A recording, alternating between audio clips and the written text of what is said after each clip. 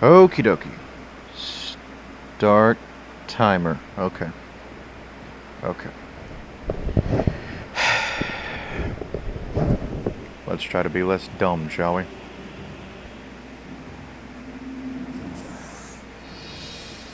Nope, I didn't turn my volume back down on my TV. Oh, is it up? Well, I can't see for all this steam. Yell at me about weapon choices.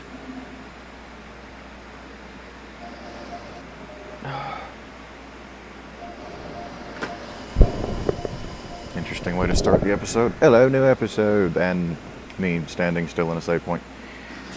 Okay, here we go. The Magmore Caverns. Stop. Screw you. Haha, you all suck.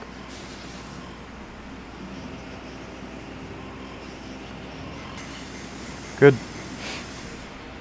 Oh, I hate those things.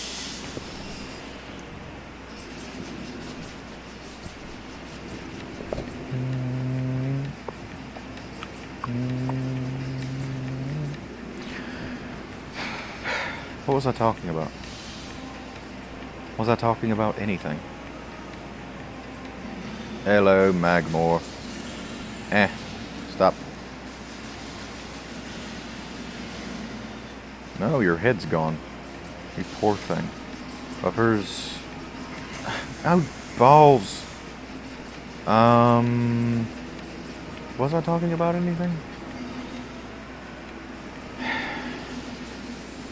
Oh well, new subject. Silence is the subject, apparently.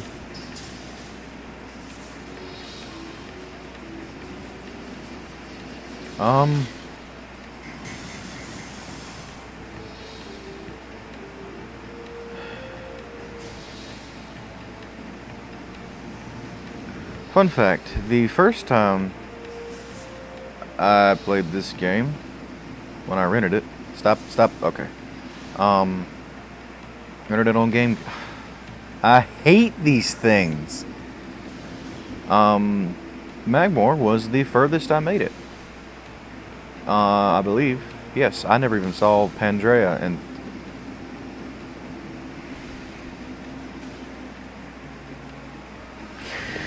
I never even saw Pandrea until I played this version. Stop. I was, like I mentioned in the very beginning of my first episode, I didn't know first-person shooters, and to be perfectly honest, while this game was extremely solid on the GameCube, the controls could be quite finicky at times. And maybe that's just me complaining because I was bad at it. But, I don't know. I think I'm probably completely wrong about this, but it was I think it was back before any kind of dual stick control was really a thing on a console. And so, you know, it's like you had your C. I know I'm right about this. The C stick was delegated to changing your beam type. Change your beam type with the C stick. Change your visor with the D-pad, and you had to actually stop with one of the shoulder buttons. It's whichever one was not lock on. One was free look, which stopped you in place and you'd look around, and the other was your lock on. And that's how you looked around. And so, meaning if you had an enemy above you, you would effectively have to stop and stand still for a little while before you could get a lock on it. Or either that or jump around like wild and hope you see it. Which was usually my strategy. And never really went over all that well.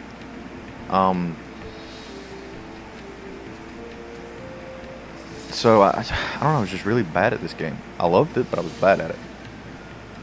And as I mentioned earlier, I never actually owned the first one. I rented it multiple times, and every time I'd wait just long enough to rent it again. I only had one memory card back then, so I'd wait just long enough to rent it again that I'd get rid of my save. So every time I rented it, I'd have to start over. And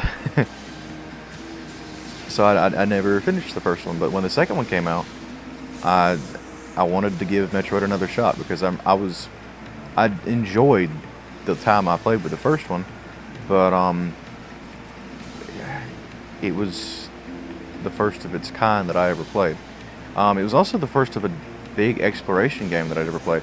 I remember the first time I picked up Ocarina of Time, I didn't even get through the Deku Tree. I can't remember if I lost interest or I was really young then, like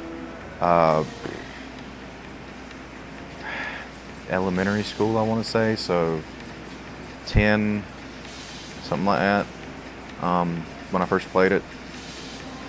And I don't know, I played it, and I played it at a friend's house that I stayed at. I stayed there after school because my mom worked at a daycare and I did not want to stay there, so I'd go over to this friend's house. So I only played it for like an hour, and I got bored with it, and can't remember what I picked up. I think I put it down and started playing something else because I didn't like it. As I was into different things back then, But so Metroid was the first exploration game I was ever truly interested in. And like I said, with 2, I fought with it a lot and gave up on it multiple times, and every time I picked it up I'd get a little bit further. I remember my first major stumbling block was the second area boss, the Chaika. Could not beat the Chaika. Back then, the Nintendo help hotline was still a thing. That phone service that had like walkthroughs on it. I don't know if anybody else remembers that, but I used to use that thing all the time.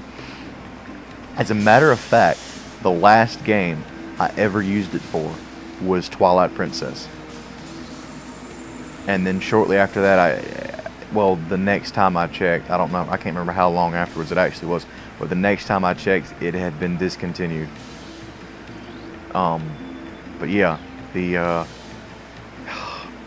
power line, I think as it was called. Yeah, the power line. Now that one dude that did all of the voiceovers, I used him for Golden Sun. I used it for, I think I used it for one of the Paper Marios. The first one. Remember that one? I got stuck in the Forbidden Forest and couldn't figure it out.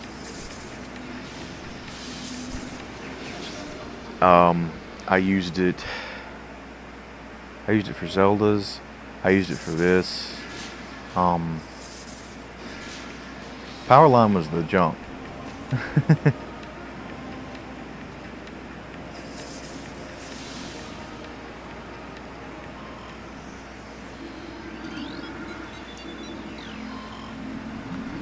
Drain the rest of my coffee.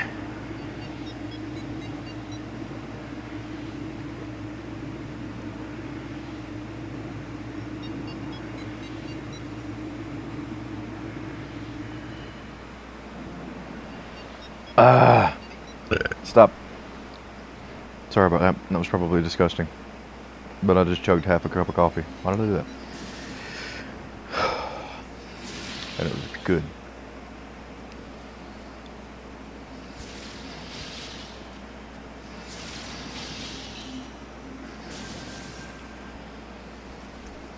Welcome to the icy reaches of Pandrea.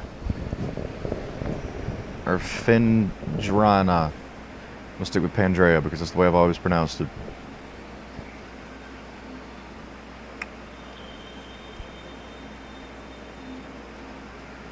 This place has probably my favorite music in this whole game.